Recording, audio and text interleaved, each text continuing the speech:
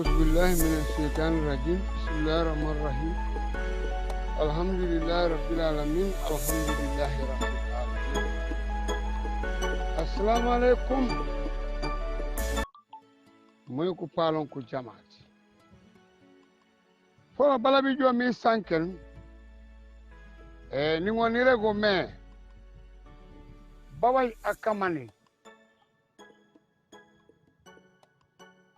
acinya jonyer kare so modu bojang barakaju mo kaju pe kumanjo modu sise ase kala kare so sira jiba na sense Allah ila me akila nyila la baja nyila nine se kala baja fara ma baja nyila nine pana tola pa angar kare saka kan nani pasi wow ge mangani mangum an pana de fuju mo pana jumum mani fasa ku jamata hanja na baje million pa senom bare apajut bare wana ngolem wonen pa tolo anyi lawla inje so ni mamman pobu kanaka manji wuno mo duwe anyi law atoma di nyaayo di pamoli emite poema mikalala mambe poi e poi ni me poem anabila Ibrahim wa salatu wa salam me poem mena ka poem kalman ka tine ka poem kadam de poem Musa me poem Musa di frano torala de poem ne me poem Rasul sallallahu alaihi wasallam tutorala di Abu Jahli e poyo ka poyo fankole antambango na poyi jijjike na ma tolam kare sakumbom Omar Sani Baytulay mana nema yon to mena di sembari me kele mena Amerika mi jawune no sembaytula mi ga mbakana fasa malaganam na fasa furir na fasa dini na fasa furir po fola na kob ko wala kola e mi tede felo na je ko wala kola mi ga ko wala kola kurien tinela emite poema mikala amerikana poeno de poem fuledi popola fullebi tamareka jamo tamareka sano tambagajo marek malgana fuledi popola fu hent marek malgana woni la kana tu ka duwom manjiram benon duwe anyela ume et anyela me modu bojang an kono nya modu sise asekala kare so sira jiba ni mama munalo anyela la ko ba tolayalo Omar Bojang Baytulay manji duwom mo duwa fankon ilkamite woneno sima e woneno fi fo bakke ipure japoni la ni jo bellaw muy ko misilma tu manjira menom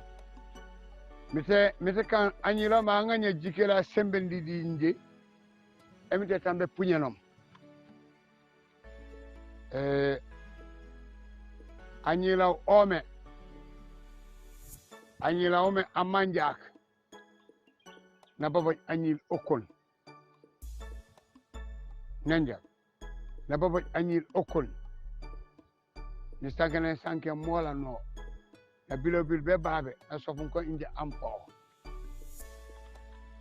nane malagana amanjak nane na mamma be kanu ko ndi diine islamique barna mamma be jobe babe dinje mi tuubi ndiyo mal rek ashhadu an la ilaha illallah ashhadu anna muhammadur rasulullah nane mi tuubi ndiyo mi jikaro anina ayajom mi sano woto ni mamma bukana man kunun duwe njoma matom dika sankana kuna manjam de manget ku jamata de mange ya jamme de mange malegana yo kama jiket na nangar jikela sembeli o de bile ba simite o to ni mamman tambi punyo metekan arjuma na jabejo atubi dan bejo be dine bu kana kola panku kamfa mola neno ko kamfa jaka kamfa ke censay wallahi asin dine bajul wa baje nyon o wuje islam neno yo ponjere nga sarta kila tobi mu boy kini na kede mitay dine waw fo boy kini nak kono ni sosof inje ampay e woto sof mu bay kine ketemite emite mamma na pen nene bugalam mu bay kine ko le yo poem ami kalala yo sene mori le sembayi woto ni mamma manji wona mu duwe arjumay arami sa pajo mor babe arjuma na mamma be ka tubi di yomal jumat woto emite ramenum manji wona duwe tambi puño president jame po wona duwe tambi puño because kuye tu sababa yiya yo kanam ma sof inje ampaw me manget aw nenya o kam ma sof inje ampaw de manget aw so apo nuno mo duwe anyila nani jike kare so kare skayajam manisteno oto jiwuno mo duwe wala misilma tu jika jandino bi stonkon sibakres manjiwuno mo duwe memite areno aktubi ja tamalana noken kotke baran anama be kanu ken dine aktubi ja isteno an ma karandi o ma manji burgo famfam oto jirambeno banyanane innine an inyuro ma yabo aktubi ni o dani lala tu oto ni mamma manjuno mo duwe njabaju sembe bare semba emite kila ye dundi mbiyekte bola akila ma d'accord mais o bakariben islamé muhammad sallallahu alaihi wasallam ya emite walalom woto juulon duwe tambi funo wallahi asi parce que na juju bukana ko ni tab amanja nana jugut anosan fodi ku jamata pa na job ki fola ma jobe di inji oto jirambe non pop signaayon se baji kula juulon duwe ko bari ngon ke bayi ko le juunon duwe ko misilima tu juunon duwe ko sanon ke tama kula juunon duwe merka emite tambe puñano tambi puñale parce que na mang dine na baj kayni nak ninje mani bajum kayni nak kan afang inji oto ji mama men juunon duwe tambi puño parce que jike wa wemo aw nyesi anon inje fani lala mo pio merkan ipurene anon iburmo minana burmo wajakaw so o kada emite bibi e sebum duwe mbo mi baccio ni baj furere fuken fanamut di fumbom alma mo kola to ami silmali o to juunon duwele anosana jantino bayta juunon duwe tambi puño ni law muy to president Jammeh Ousmane Sonko di ko bari ngon ke signa se baji kula ko bari ngon ke baji kula di ko mamon ke jama kula ko mamon ke jiba kula ku jaabe kula juunon duwe tambi puño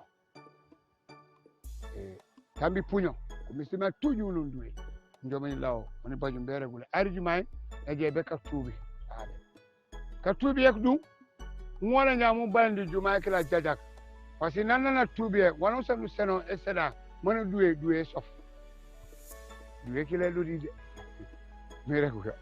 ana tuubi rek munu nyuro emde ka to baraka bi ko o masate fankam faylo la wana kanu wajokta tu emte e am foya otom juuno mo tuwe angona majo amat yoman jumat bur mbajake har jaye barjese parce que tuubi yake ano sumut otoni ngola mirago manji jam ipone yani jo meni sanken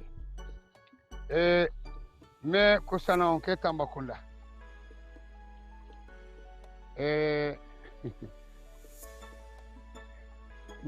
dira meno meni gameni kajon ceno rek ka jumu wala arjumay ya manju na fere bala no mame ko fanku duwa musunga arjumay bala ku duwo te sunga arami bala ni man because ko na sunkara irigu le kuma furiya fe si mange pour man ku gan la pane na nje ni le sumu to ke wanu sanu bayto bala ni le go fule nga fu pam futiji bu futiji fo be ban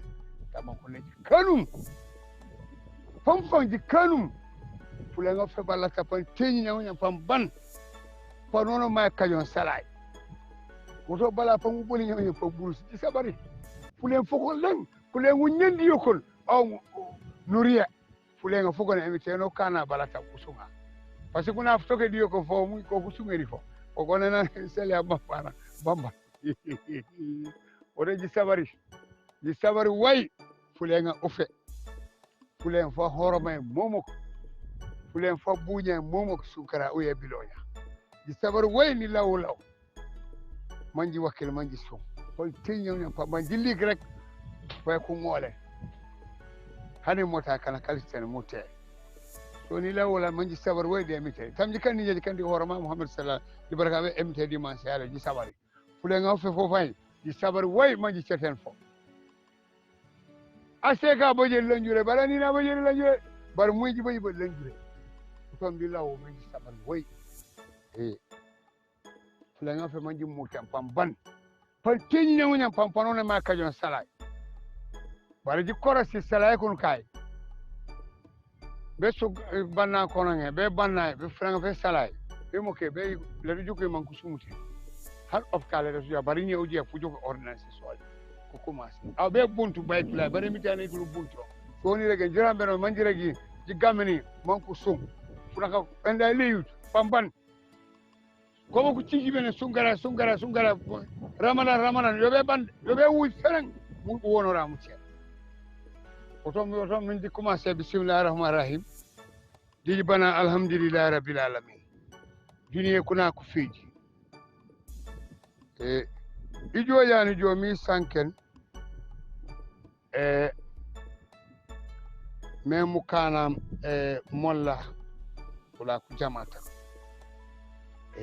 ja ula tunu jama jam anyila sonko mala sanke malagen ta kodi yombole tele baba ne ka prita ko anyila bare ni woni rego me ku jama dak tabji man ana wajja ko tan du sandifike folla tanji man wa fa jakta du rebo difike folla moji kanu jigar mofo mono meno kasama suela e bodeni lubang nya kone ula tu mof mokol nya wakati ula ku mangto jiga wanku kanu meno be ka postil ano pour man ku bujo ula ko minan tam kanjaji maria sanya wow anyila ola okon e kasama awla walenam wakano ma nyaaw jamane ji kanu ji kan attention mumu moya yemuke bamban jaat moya yemuke ji gumbul e sume muke ji gumbul panji nyakan ano manji tebeno be fatiya nangar kay fudu ko ma yakku ci le ki yakus akajan di kanu malagan majakam jajak kone ande ana leken bare ja tambu sum momo ko na certificate jakut otoni gamenu manji kanu famfa Usman unalo duwe ya jame unalo duwe bukan MTS dike uli Gambia o me halaki ja wana fa elo ya uli ndole buruma bolio Sénégal yo me halakiya wanko sankem no woy war jaaji ke kumoro kolla kam Sénégal di kam kaso tuma ko tuloro si o karan alquran banja ko koli erege mareke budeni islam yolla jaat wala na ko bamande islam yolla jaat o karan o banja no koli erege mareke ano sanana matene mo tay jakay man gouverneur amoro ma gouverneur rajaw wedi o asu préfet man ko wa ko important haka yolo we ko mairie ko les tous ana rok wa jakaw na bu tatum ku to ko le fuli afia o ta wona chebiri because bure yolo e jena yolo import dem import yolo en chano yoku chano nya bu ma yen jikkelin dioro diga jaar mu jike kana ki diine koku yaben wa fo we tapalay abenga duwe mulaw de ejenat anon magsala baseneri sukodes bodene na jila ko ji titel siare nja moro nja talibet ande tos yole mbukanak makone marabu be pare nu la ko muri ben ka jamor setala tarte ku jang ku ngan delegation ku mori mangu jaw ko ne ka duwa luluka anma me amangu development e kasama nala la tebu si criminel ka birin Dakar ma jigli be ba kasama pour man ba buj anyila holo di tabdi si waramba solo manjila ko jone ka duwa jabim diragom ay ma bajun duwe yoko maksala kana ko mango diragom ay ma an kalala ñu lo tos si dabara station lang tos kanya ji punya panji ba ñu ko duwe jabim ka rayam Senegal maksala jafon ka halaki duniya to ma wanambo me kana lebo da baji halaki awuja makisal akenda na wure ku na wujon ku kaoro nya aw amoro ola man ko ne he uma moro makisal kanya no ba ka punya puno ke kalimsa mu den aw lo futa mitay tos kango ko kufrolo di islam ni musi sange yo tare di audio nena rasul sallallahu alaihi wasallam babay fonninke yone ekila jaw dune e jator nene purum na rasula duwo nanu jollem bamburame nana tiniŋo nana jaw na jama toko sida fe ma singa wala skeli bu sobolio asafi son sigalen na joma cengo rasula nana tama nanu akrita man puju ke bukana be kanoro kumanja toke kumanja puju mama jwa jabe jone ko duwal duluka jijugo bambo le jabe duluka ana jakke du jonku tebu sunken di ramadan mo jo kana ko pimbere ko bujor muy kunyala ko lo ke kasa ku tembu kana ku mintere ku ngas biya ngasab kana ku botina fuleb kana bo sumin di semba yoli yo muy jone muy jejew si garabu be solma bu suno bol be jahana ma jonde ka ngal anosan an ka farla ke setana banku konti boy alkiyama bu tuka dawne dila ko manjo e cetelu le jak laba ngeen tube ka lo jos ku moro bu tuka rebe na Macky Sall di dulu ka dila ko manjo laba ngeen hin kala be ko tutu ko ka lo jos de tenta nde kana ko sangaran wi ku jengo pi gorenu e goren ma baja pi wala no jos be tenta mon ngar e jena ku sen suma se aje me suke mu wono aw amara bu lu jum wono jono ne ka siale ka kawandi bu kana ka kawandi won je be rek bu kana kala ko ku dutu aw bale wani rego anosan aykem ewte ya cebe na ban furi nation sele ku be nyese bano ba mono man ko exporter duniya he uma mori mu teb Macky Sall be ngar duwe ma law e jena ana panjaw ma jena ba jena kan kayo e teb siwote so se ya jeme ma ku ma ja sen ku mara bu skola ba ya ku moro kala wakara ko ko rambe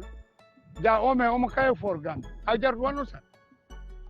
ya bana fa mu ngar e jena ana mo bu jaw be ba moro duwe kile jabiri bananke be bu katiri mu ku moro ka kana ma jinga haka ko bananke moro bu jabe ka kati nge sankana bu jabe ka kati haka e jakut ko man ku tunoro se diga ka bu joro kanya kasa ko man ku tunoro se o karan alquran banja lanu kan jahilayo dalan ko kam ku sasa kam man tu ko konem ha jahilayo nam akaran nde akaran banja manjulo afimu do na karan one jahilayo ngogule lere maleke diga kasama ko mo bro Senegal diga man juna men ko rumen ku moro ko man tunaro se banya ku tebi si garam be ku wen ku bi ko ne ku taliba ko ku tebe no lawo ni ku bi fi si tafia be bi fi ko ku bi fi onya samle ko de bi fi dine rasul sallallahu alaihi wasallam tebi ji bubo di kasano di burum ba jakut haram di kat si kawada sa bani banya wandi kawani banji baju ko ni na ko le yolam kana han ku mamola karane ku koy memul misel men nafika fanga jebe rem akafira yoy on sala wana jare wabu kuliyo wana jare ana dangi mbare mite on kuliyo fa asato bal dige jat ko man ku tunoro si bodeni ukija moy ku jango siare solo fingi la sijat ñeboy sankana kala ku judu ko ban Senegal uye kala ku judu kala ku jaru because muy ko man ci tunore si jilade ka sanka de aw non aw ane dine muhammad ba rasul sallallahu alaihi wasallam dine nem te wala be da kala yonon ka balon dia to ke tule malake non ka balon du gouvernement yes setan ibul setan iblis Allahu akbar bodeni kana kolla bodeni ka bodeni fanko ko wujele ngam jagal kana wako jabere get amite wako jumere get amite woni wonare wono kana kan wanko ku yakarin jahar wankan kana kuma ngere rege malike woni wonare wono e falati yake o karan alquran banja lanu kuli mula ko rege ka jahar waba jota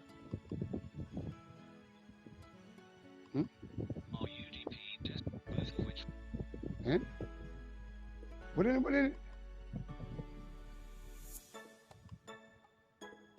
wodi jano uli penda patielo ya labo wagonka sankana moli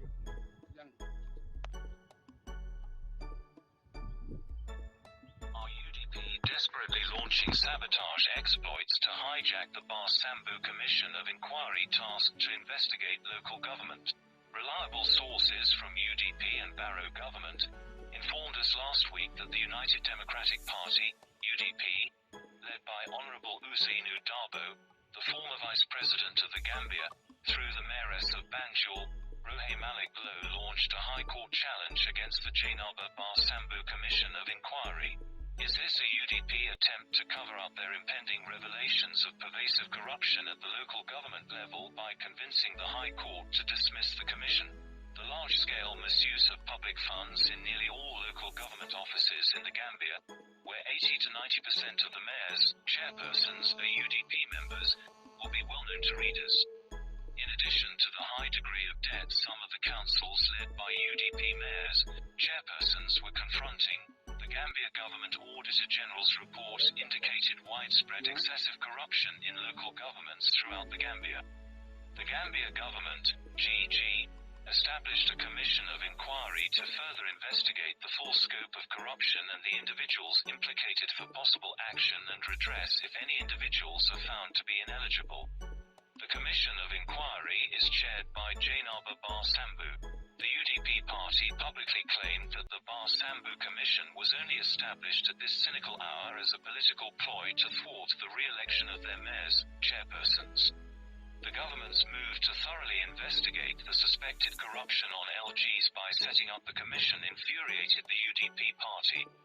Given the near closeness of the commission's announcement and the next local government elections in May 2023, the timing is peculiar. Although the UDP's allegations that the commission's timing is strange and intentionally singles out the candidates for re-election may win it some sympathy, the charges are actually seemingly further from the truth. The truth is that the apolitical Auditor General, widely regarded as completely impartial, revealed an astounding level of corruption in local government, but the audit report made no mention of individuals. The task has now been assigned to the Bar-Sambu Commission, which will investigate further and make recommendations to government. As in the old adage, an old woman is always uneasy when dry bones are mentioned. But why was the UDP concerned when it was announced that a commission would thoroughly investigate their mayors to determine if they were responsible for embezzling public funds? The party, which once claimed to have established two commissions, the Commission of Inquiry, (JANE Commission), and the Truth, Reconciliation and Reparation Commission, TRRC, both of which were unconstitutional in many ways, became obstinate and falsely characterized this new commission as a witch hunt against their mayors. They claimed that the Bar-Sambu Commission was meticulously planned for maximum political expediency. What the UDP failed to explain to its members is that, while they suspect political fraudulent activity, the Auditor General exposed rampant corruption in their councils, which must be investigated and all wrongdoers must be brought to books. In addition, unlike the CO and TRRC, which violated constitutional provisions in some respect, the Bar-Sambu Commission is legal, did not contravene any constitutional provision, and it is in keeping with tradition that where rampant corruption is suspected, an investigation must be established and corrective action should be taken. It's perplexing to see a senior learned fellow and former practicing lawyer like Uzinu Darbo, the UDP party leader, try to stymie the processes of a perfectly legal proceeding simply because it would be politically damaging to his party and its candidates. Darbo must not mix legality and politics, because the Bar Sambu Commission's only goal is to apply the law and rid the state of corruption. It is even more concerning that lawyer Darbo, who once proudly claimed to have orchestrated the CO and TRRC, is now trying to obstruct the Bar Sambu Commission to the point where the UDP mayoress has filed a lawsuit at the High Court of the Gambia, asking for redress from the law courts in the form of an injunction or quashing of the Bar Sambu Commission for no other reason than to conceal murk at councils. Both the 2017 CO and TRRC should not have been investigated for acts, omissions committed during the military junta, 1994 to 1996, and President Yahya Jammeh from 1997 to 2017, due to constitutional provisions barring any commission from engaging in such illegal acts. Lawyer Darbo had no issues with commissions that time, and his UDP-dominated coalition 2016, which assumed power in 2017, set dangerous precedents by allowing both commissions to commit illegal acts. The same Darbo and his UDP now want legal acts to be condemned, scuppered, and by extension propagate and spread the corruption that was already exposed by the Auditor General with impunity. We cannot quite believe that one of the reasons UDP cited in their lawsuit as reasons for the Bar Sambu Commission to be set aside was that the Bar Sambu Commission violates the political rights of their mayors if it sought to commence the investigation now, during the political high season. Other reasons explained in the petition state that a couple of the Bar Sambu Commission members will not be impartial due to their political allegiance. Specifically, both are members of the National People's Party, NPP, one of UDP's main rivals. UDP are anxious and feel that the inclusion of the two NPP members in 10 commissions spells doom for their mayors. Although we concur with the conflict of interest presented, it was the UDP-dominated administration from 2017 to 2019 that established the risky precedent of choosing people with conflicts of interest to serve on the TRRC and the Jammeh Commission, CO. There were many sworn adversaries of President Jammeh and the APRC, which was headed by President Jammeh, on board both of the 2017 commissions, i.e. CO and TRRC. President Jammeh and a few CO and TRRC members literally fell out in the open, forcing some of them to leave the country. They had an axe to ground. Some were armed assassins who chose to kill and or topple President Jammeh, or their offspring attempted such treasonous deeds, but the conflicted people were permitted to head commissions that looked into President Jammeh. Precedents are crucial in common law and many other legal systems, so one should avoid setting any that could be harmful. The UDP-dominated coalition turned a deaf ear to legitimate concerns about conflicts of interest between 2017 and 2019 when opposition parties like the APRC expressed them. Well, what UDP sowed in 2017 germinated in 2021, and it is ripe and ready for harvest in 2023. It would be honorable for the UDP to cooperate with the Bar Sambu Commission and help establish facts about the missing millions at councils. After all, if innocence is feigned, an investigation should not cause anxiety. We hope that the High Court will dismiss UDP's frivolous claim, which is obviously intended to waste the court's time, abuse the process, and stall the Bar Sambu Commission until they gain a political advantage and they continue to harbor corruption and foster impunity, just as the Supreme Court did when it denied Yankuba Toure his constitutional immunity and his claim that the TRRC was engaging in illegal activity. If UDP wishes to rid the state of corruption, as their demonstration of the 10th of March 2023 suggested, it will be admirable for them to encourage legality such as the Bar Sambu Commission. The investigation into local government activities should be swift and corrective action must be in place before new administrations are voted into office, to prevent scenarios of having by-elections should mayors be adversely mentioned in the impending Commission's white paper.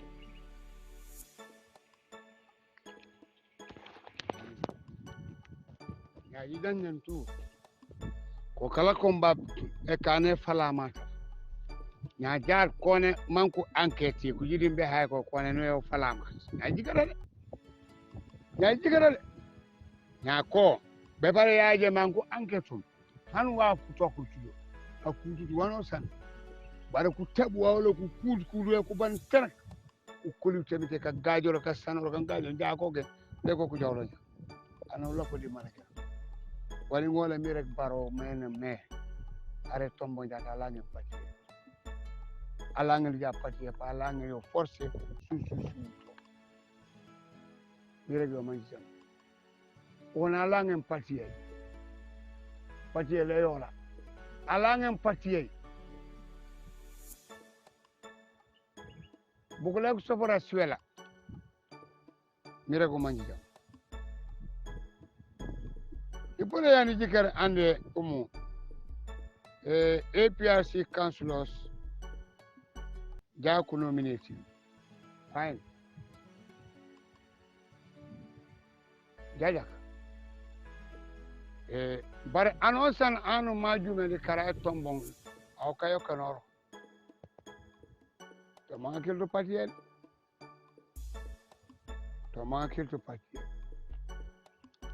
mere go adon po aw ande mama sonko bundu baytla umana rege mukunu famfam ñuju furungof onja mu forcer furungof fanemite senti akaya konoro yare gi waje baka bayaka ile pangi aw experience da furungof onja ka forcer wanem tanemite nentin ma benen oroto kajam fu jawru do di usul barma tulu pure noro ka fo nyane baba sutura wala siguli nek wala man yek ay buntoro patiye ya jemme bar onda ma be ka influence akena ma jum against candidate olele anulu solam kajam pour regret for the rest of your life tombo nge jare baju wati bar mini gamene pour mu lew mu kenu ene sange nale yele de kare kuma be bagi mandi ma neno le jaw nje bundu moni bakum APRC executive ala tere nje bundu non ala tere go bundu ne mama ba 7-8 nyo so ji kanum famfam mor sanya anya bundu abaju agenda o kankane mbusana dandana tingo omdo dandana tingano dango sene gole le sumo bar ona change ko sola parce que evidence wala sonye kan sa jupede bar mo bana jom tu bibi dabo tuba bile ko be fuñi so ona kanum ana urinja tembe kanum fuma wa nyona kan rewo afante manjije bundu mo niste bundu nana nyaaru fek la wawledo ona kat umang wa nyang kanum jegati koral afande manjije Gambia afande manjije fuju mo finje jumu la kan ona jum fo ka rudi fiak bar jirego kanum man wa nyona kanum di parti ya jeme kanum kano kana nu pour nu san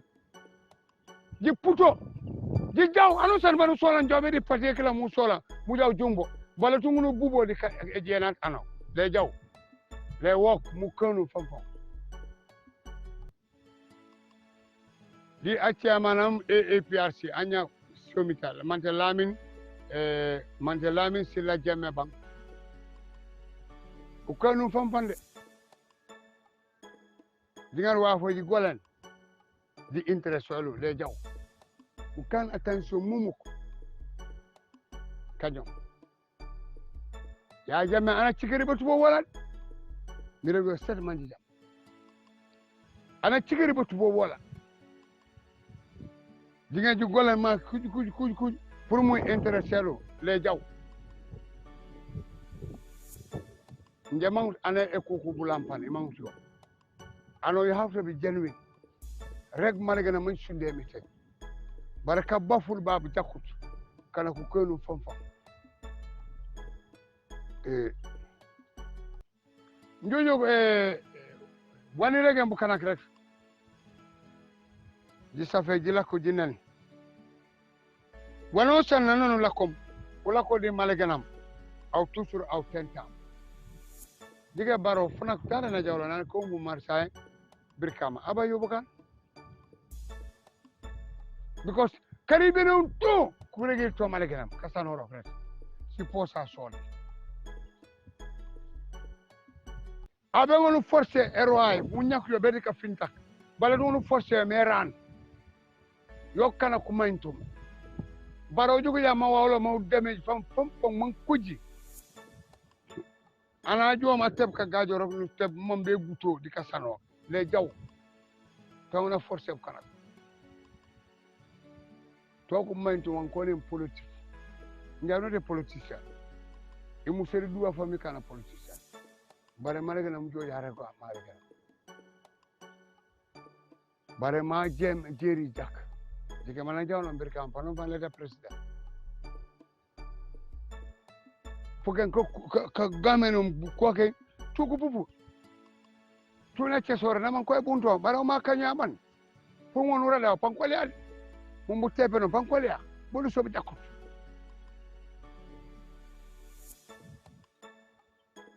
emte mangdo o kare kana ku kenu fanfan nala nanga nang tombon ko gala na ko ten dakila tomo jara ba jubu kan baro fanam mo jo set billahi wallahi nallahi taala baro na me tomo wana rego nya amul nya si tuka gacho baro na mo jo set mes videos ku bonya baro bu ku ba jubu kan because ko ne baro gut baro jana man jole pour mi rego man jida baro na me bu ko ngure ne tu akil tu ba jubu bu ku ba jubu kan otom jikelu fam ano la ko li malakana kajuma ka farla ke aw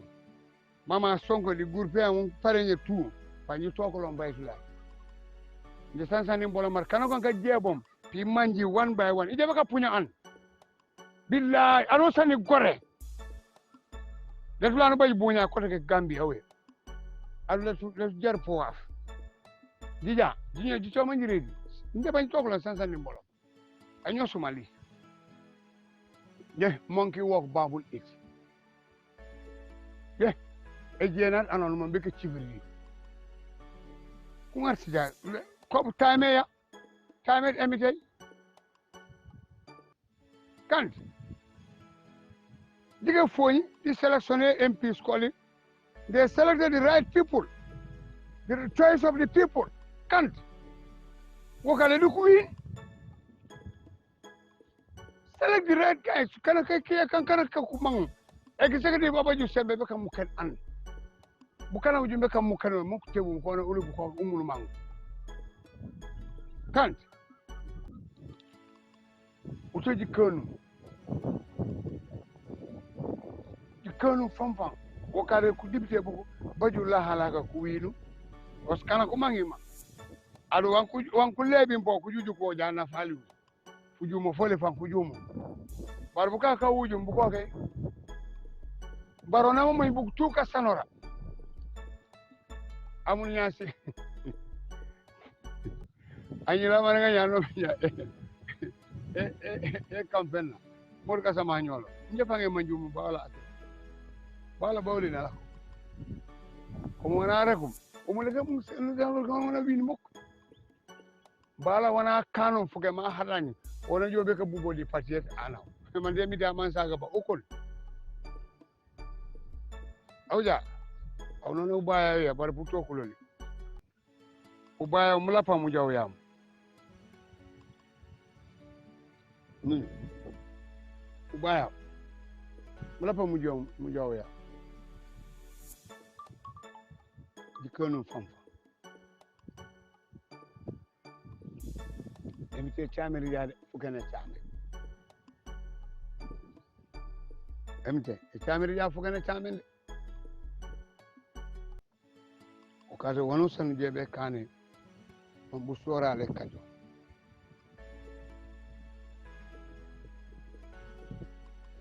Ano tan yimɓe kane musoraɗe kajo duniya kuna ko feeji bare emte amman sanma me ammu sera moori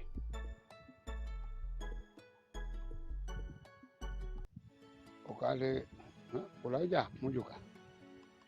uringa tan taware no ringa sunjaade mite wi kuringa noon e jahde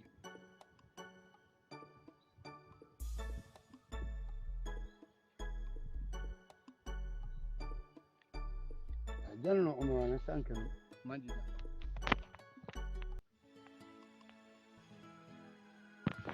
lenn pour tëj lu ma joxaloon si suba si dafa ma laaj maa ko bind benn message Sonko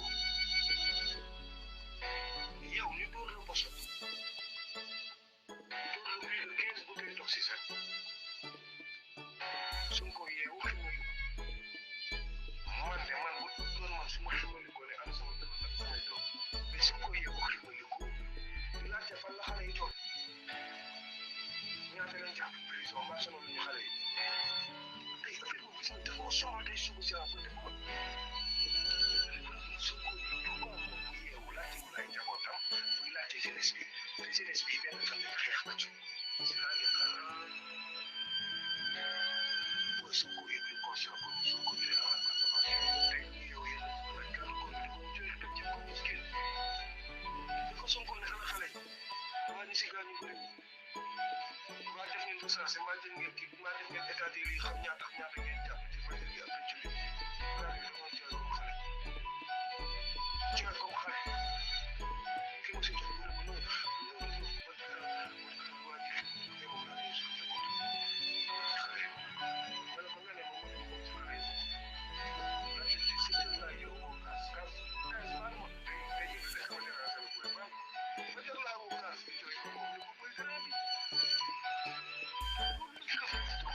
si mu si gis loolu la gëm xeex na leen ci gars yi jël réew mi teg ko xeex na leen waa ji ngir yàlla li lay wuru si te bi seen ba si des bi xeex na leen ci da ngeen kañ billahi da ngeen kañ xeex na leen vous êtes devant la porte de la victoire qu'est-ce que vous attendez quoi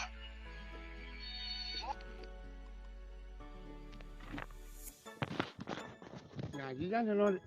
nane Sonko nana liwom wana cenge nane ko si fonni kuñila bu ko kay bu kombo botene de a cengul kuñila kola dimbayala a cengul to nane kuñila bu ko kay kebu kana koni butumbu koni ku galanti koni butumbu ku sofe baba jiji kedol ebi ke wun ananje manjutu de to ku jamate jikkanu ku jamate jikkanu mais Ousmane Sonko jikkanu ku marabuji puru manji sange manga kaya forok ne du karang alquran banyanu kane nafik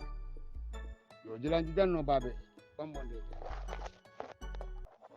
In your country, download the app now. Get all the updates on the move.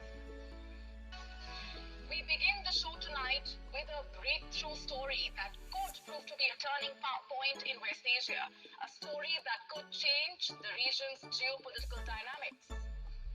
This is what I'm talking about. Iran and Saudi Arabia, two sworn enemies, are now friends again. That's right. The two arch rivals have agreed to mend ties and put their differences aside after 7 years of hostility. This is a huge development with far-reaching implications. And what makes it even more interesting is the country that has brokered this truce. China. Riyadh and Tehran are normalizing their relations as part of an agreement mediated by Beijing. According to reports, talks between the two sides have been ongoing in Beijing since the 6th of March. And 4 days later, these talks have proven fruitful. And how? This is what Iran's state news agency has said, citing a joint statement. I'm quoting, as a result of the talks, Iran and Saudi Arabia agreed to resume diplomatic relations and reopen embassies within 2 months. After implementing the decision, the foreign ministers of both the countries will be meeting to prepare for the exchange of ambassadors. This agreement, if it comes to a conclusion, could have wide-reaching implications vis-a-vis Iran's nuclear deal and the civil war in Yemen, where the two sides are locked in a proxy war. But the biggest highlight of the story is China's involvement. Its role as a broker, as a peacemaker, is striking to say the least. It could strengthen China's diplomatic position further simply because it has done something even America could not do. It has brought together the two biggest players in West Asia, two countries that until recently could not even see eye to eye. For decades, they have fought for dominance and waged proxy wars. And now all of a sudden, they are trying to bury the hatchet. A couple of questions are bound to emerge here. What's behind the thaw between Iran and Saudi Arabia? What brought them to the negotiating table? Also, why were they fighting in the first place? Is their rivalry religious or political or both? And how will this latest development change the region?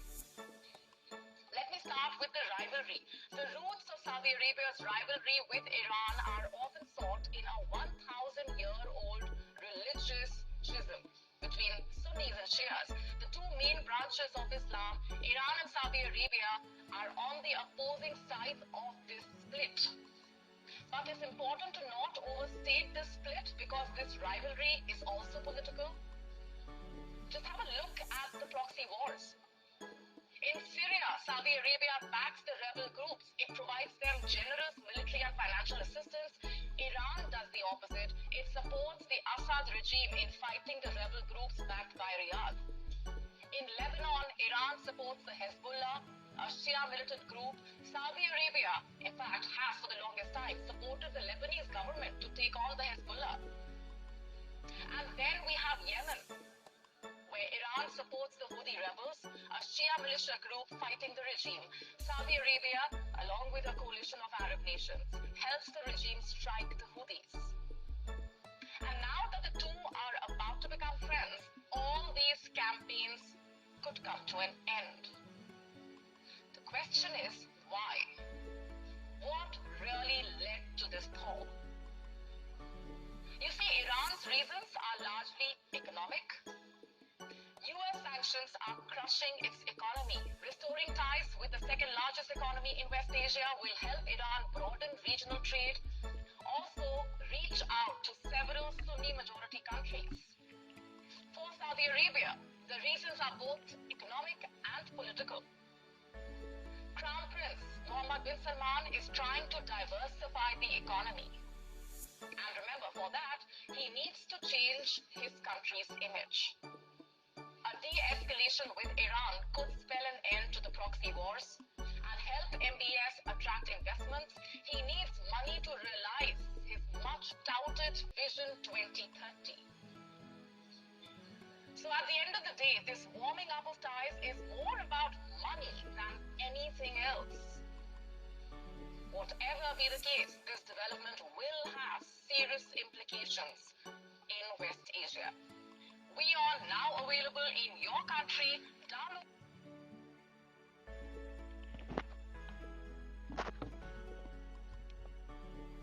Hello, yo nyaaji janjab wana sankene nya wona me mo fo me Iran me Ayatollah Khomeini ko di Saudi Arabia kusumut simites bare jat China kuwon manku kane manku negotiate hono manku kan dokon na jananole China kan man le ko misilme koku kira manku bengen mo fo me ko misilma mu gaba Saudi Arabia di Iran pour manku kan dokon wallahi di fon si jama nge solo muy ku moro kala ka nyaba be ka tika te di fom punyen alma me amanjut bismillahir rahmanir rahim amanjut alquran amanjut wano san China mo fo me sin après ça ngawli ko ku négociatum man ku lakken ko bisilma ko gabak man ku kan yek tewli dokon Allahu akbar wallahi tam di dalro si kawana soli tam ti jaw si siare soli bugule waf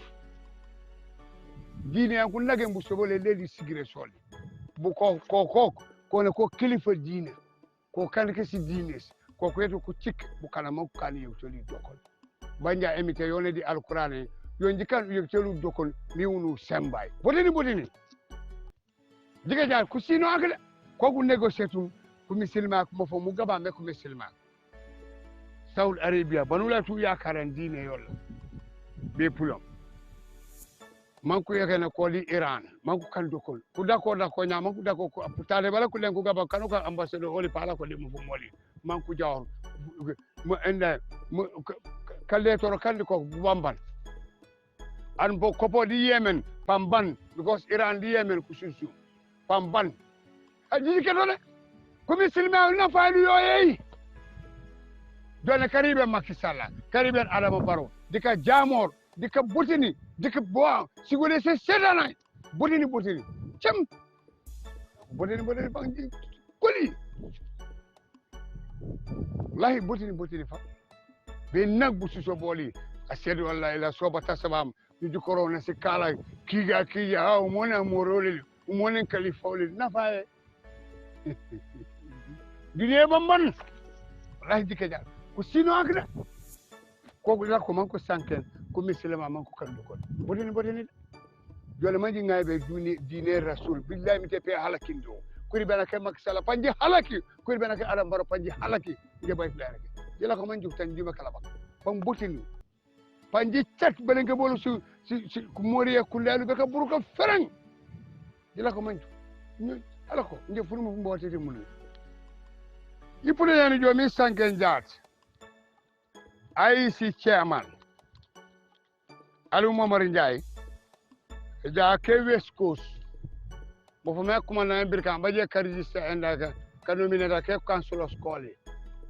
ngamina tombo njata di gurfeli kalman sinyai siene siyabun sinyayu di amul nyasi billahi wallahi Aliou Momar Ndiaye abaju sembe kala be banuli wil pulon APRC green di bang jamo sinyai di kat ngare sun pone sole kusan ngori putiling buye bob di si papayu mo panji bay barakay APRC parti yoleli forcé pour putol green signay falama taf ngo baya cika machine nana je no kumule ko lu bor se nyami aw amula jikere nyani bulabe be burku ci le ka kuji nyamo e nekila aw bunu tenu e ban karo sofi ko ñu abun taymene fu sofi fu tek yok ba jara bu tundal wopu cieki mo man to kari bena ko cieki fu sirfo aw lu bon fi aw lakel mu jikere ni bulabe be burku mu sew aw ci le parti na mamman na tilin di baye bon mo ne a dijo sama pile kaste ya jam fo ñu ana kala Gambia na kala lebo ari tuntine ya jam ano san lato mo do te fulo bon fi mo katen buru mo bole tamu ya because ya nyama jitlo waaw tu Gambia o to yolo a po mo me mo ya jam pour Gambia mo pagana mo se me na kata di famia parce que Gambia man ko ma Gambia mi te ko la ya jam signaayo le ku se kalagal si foles yen sikila Aliou Momar Ndiaye kan sulo yelili wi sinde sole on va ma on privé a promo dunia ko moy ko jikala di mo jabe dile direct signaayo ku yabo famfam mon kat bulete bu yebo be si papa yo mo ja ku nampo ni ku sangori ko ni kala ko wa cibrim wa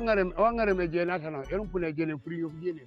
par parti yo le APRC is there to stay mi kagale noro dire Aliou Momar ya semena ba Sénégal ba ñu betté bo be ban ngo Europe man ku bane dija ta ji nenu ka sama ba bo jino kan pour check one by one di puñeri di tombo jara di gurpelu sien sikila ko kujinya sinya so kujinya ni sien di puñeri mo jolo Aliou Momar ja ba mana banu te pa manje sankle am bonde yo bolé rek pa tempo tempa man wambonde yo bolé pa tempo no me ana sankle Stand for Russia, not the truth. The head of Russia's Chechen Republic has strongly condemned another video on social media showing Ukrainian soldiers burning the holy book of Islam, the Quran. He pledged 10 million rubles, $129,000, for anyone who catches the perpetrators. The video, which has spread on social networks allegedly shows a Ukrainian soldier ripping out pages from the Holy Book and burning them. Following the harsh criticism from social media users, the video was later removed. We spoke to editor-in-chief of Mariah International magazine, Fadi Boudia, and professor of political media at the University of Cambridge, Dr. Makram Khoury Makbul, who condemned the actions of the Ukrainian troops, calling them an insult to Muslims. Of course, the burning of the Holy Quran is considered a provocation for tens of millions of Russians and an insult to the religious feelings of 1.5 billion Muslims in the world. This once again shows that the West does not respect either human rights or religious freedom. Another proof of this is the similar burning of the Quran in some European countries. Now we have seen a new version.